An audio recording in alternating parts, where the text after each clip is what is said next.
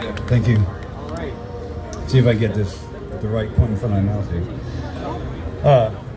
You good? Get everyone here good? Fine? Yeah. All right. It's definitely an honor to be back here in front of the White House, and I want to thank all of you that are here, both in person and in spirit, for helping to make this happen.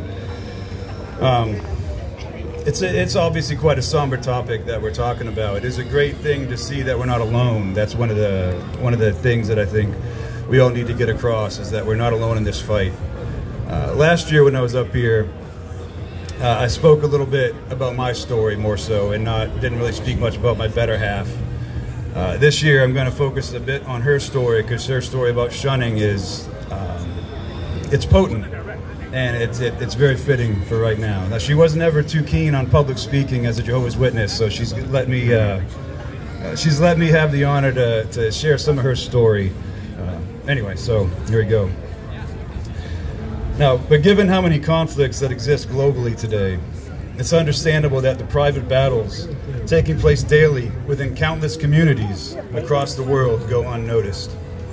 High control groups, such as the Jehovah's Witnesses, do not dominate the headlines, unlike wars caused by more famous extremist groups and dictators. However, these organizations are operating in plain sight, and leaders are rarely prosecuted or take responsibility for their crimes or misdeeds. Now, for the second year in a row, Victoria is here all the way from England. She's here to fight for human rights of those who have suffered in silence.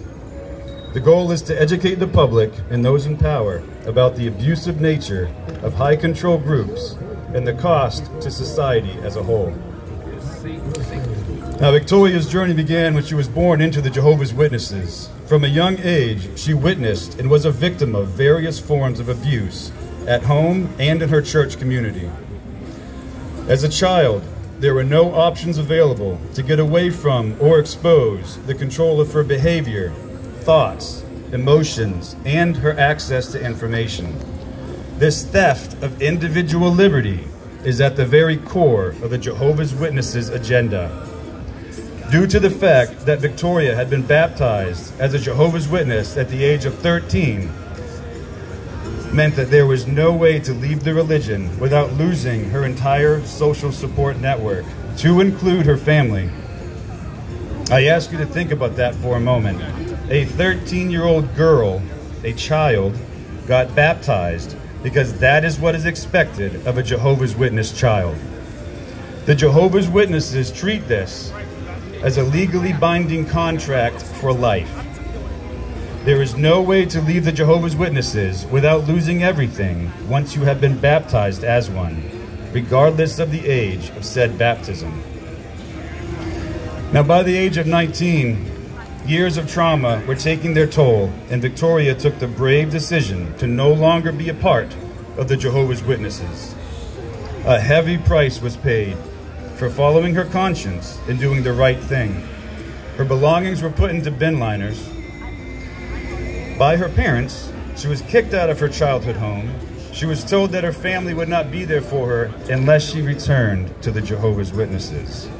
Victoria was thrown to the wolves and treated as already dead.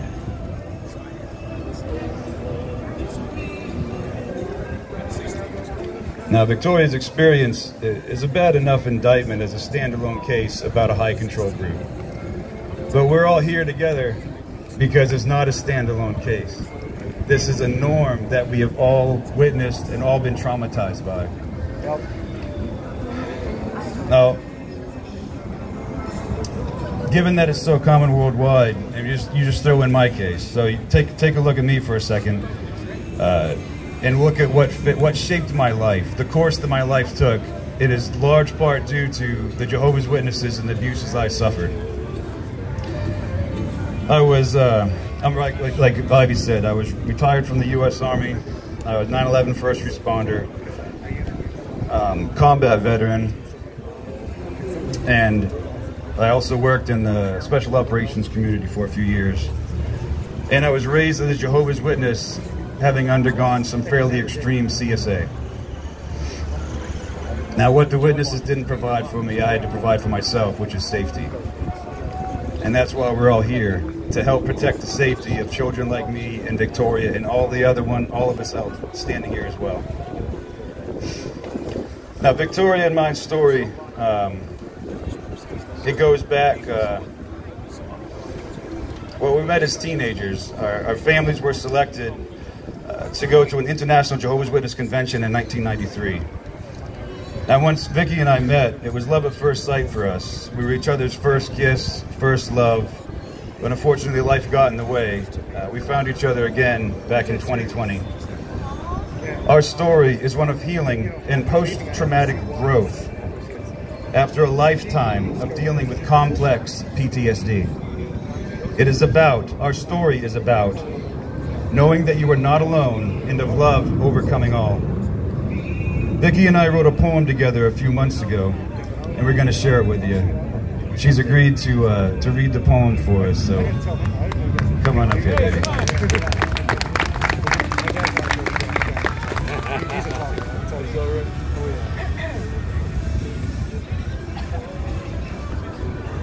It's been a very, very long time. Okay. Shunning. What a loving arrangement from Jehovah. It chokes and squeezes and crushes and pummels until 100 times. It feels like you've been run over. Through all the traumas, the cancer and the rape, all we ever wanted was a scrap of your love. What is it going to take? Thank you for showing us the conditions of your love. We see the irony of it all, and hand in hand we rise above. You expect us to sugarcoat or whitewash the graves of the past. For a truth teller, that is an impossible task. You know what you're doing with your divisive drivel. You know what it does to deny a soul the most important things which are right down the road, yet intangible.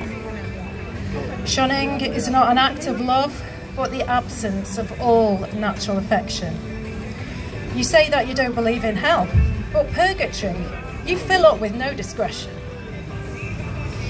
Your shunning and hate and evil spread like a virus or disease. You create deep scars and upturn lives with extreme ease. You say to be like the Samaritan and save your fellow man, but wait, we were left for dead once, and then over again. A couple lives down, thank God I have spare. After the life that I have lived, there is more trauma than I wish to share. I know what it is to be broken and shattered and down in a gutter.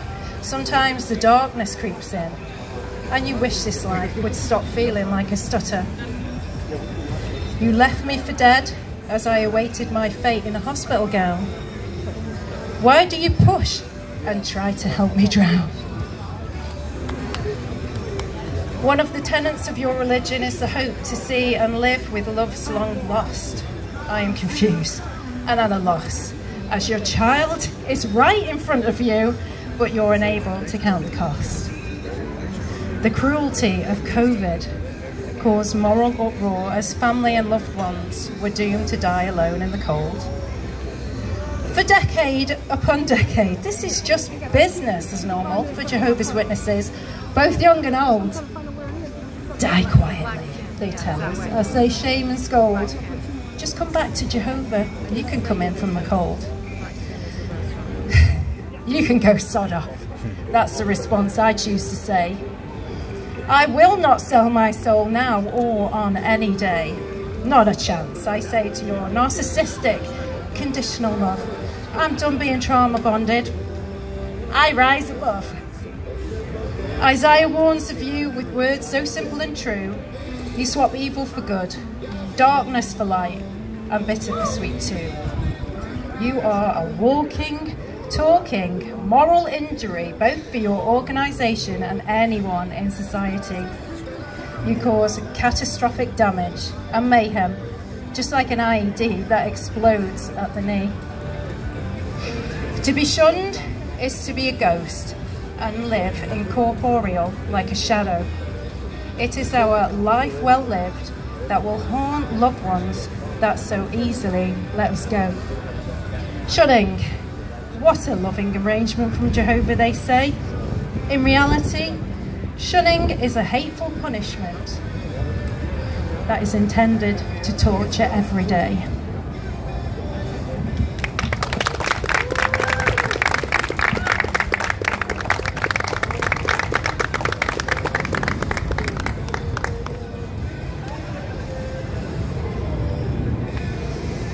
Yeah, that helps explain a few things about what we're fighting against, I suppose.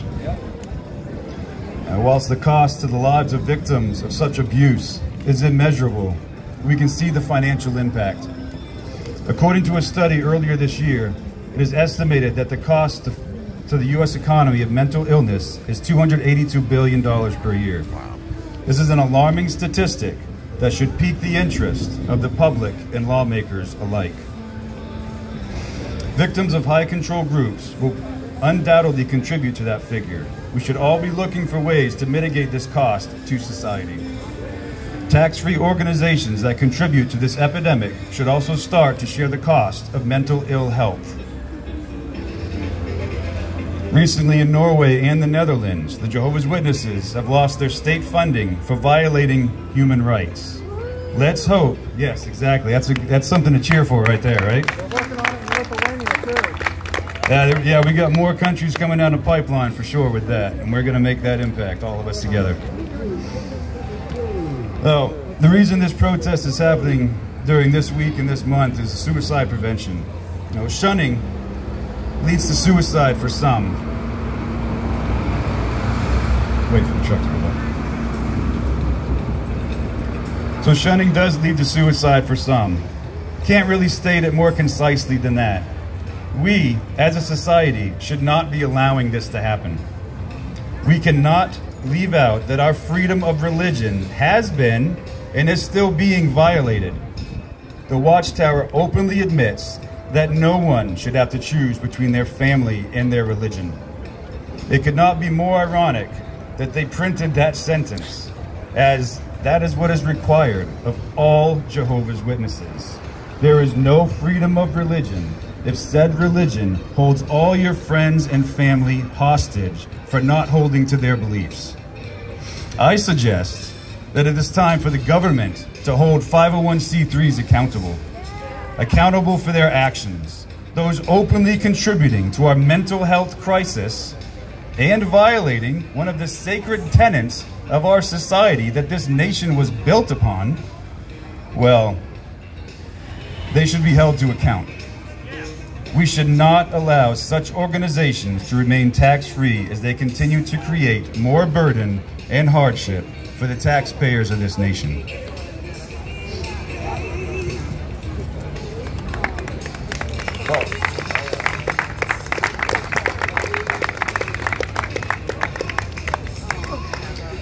Now, you might have heard me mention a minute ago talking about Victoria and I, the concept of post-traumatic growth, PTG. Now, everyone's heard of PTSD, right? Everyone knows this. We're all familiar with it. We've all been through trauma. And the concept of post-traumatic growth, a simple way to say it would probably be what doesn't kill you makes you stronger, and you can learn from those lessons and grow from the hardship. I think it was Thucydides, an ancient Greek Stoic, that said, we must remember that one man is much the same as the next, and he that is trained in the severest school, and he is best that is trained in the severest school. Sorry, I messed up the quote a little. But the whole point of that is, if you've gone through a lot, you've gone through trauma, think of the ancient stories we have of the Stoics and the greats. It was always this epic journey. There was always hardship and trauma. It was always trauma-based, and then come back to show your community how to grow from that. On that note, I brought a number of copies of this book, Struggle Well. I would like everyone that can, I got about 40 or so with me. I'd like everyone to leave with a copy that wants one. Now, it does have a picture of a soldier on the front. It says, Struggle Well, Thriving in the Aftermath of Trauma. But don't be fooled, this isn't just for soldiers. It was actually my active Jehovah's Witness sister that first pointed this book out to me and was a huge part in my healing in a weird turn of events, right? So this book is just about thriving and healing from trauma. Again, post-traumatic growth. So I would really love for everyone that can, I got them in a cart right over there. Anyone that wants one or thinks someone might want one, this helps with suicide prevention. It helps just build you a network, give you the information and education that we didn't get as Jehovah's Witnesses. So this book changed my life, and that's why I brought some copies. Just want to give them out. So, yeah. Thank you, Will, especially for your generosity and consideration. We were all just talking about creating a little book club, so I'm sure we all have a list of things that we use and read to be able to help us get through. So I kind of wanted to ask you more about this this battery, like the guard that you're in. I've never heard about that. Like, what is that? Oh, I'm retired now. This was back during 9/11. The Presidential Salute Battery. We fire cannons and do like typical military missions around DC for security as well. But we, anytime you see the president coming out for, like, let's say, laying a wreath at Arlington National Cemetery, and we fire the 21-gun salute using a mix of 3-inch anti-tank guns on a howitzer chassis from World War II, owned by the Smithsonian. That part doesn't matter, but so we're the ceremonial and security forces basically for the DC area, and that was. 4th of July, I don't know if you've seen the big 4th of July, the fireworks and all that, and the cannons that fire on the mall. That was us doing that as well. So it's a lot of ceremonial mixed with obviously some security as well.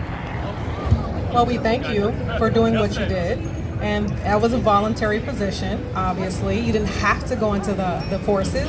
And now that you're retired, I'm sure they're not shunning you. Right? They're not shunning you. Well, we thank you again. We appreciate that. You guys be sure to grab a book, whether it's for yourself or someone else. We also have one more speaker, just in the interest of time. His name is Pablo. We want to invite him.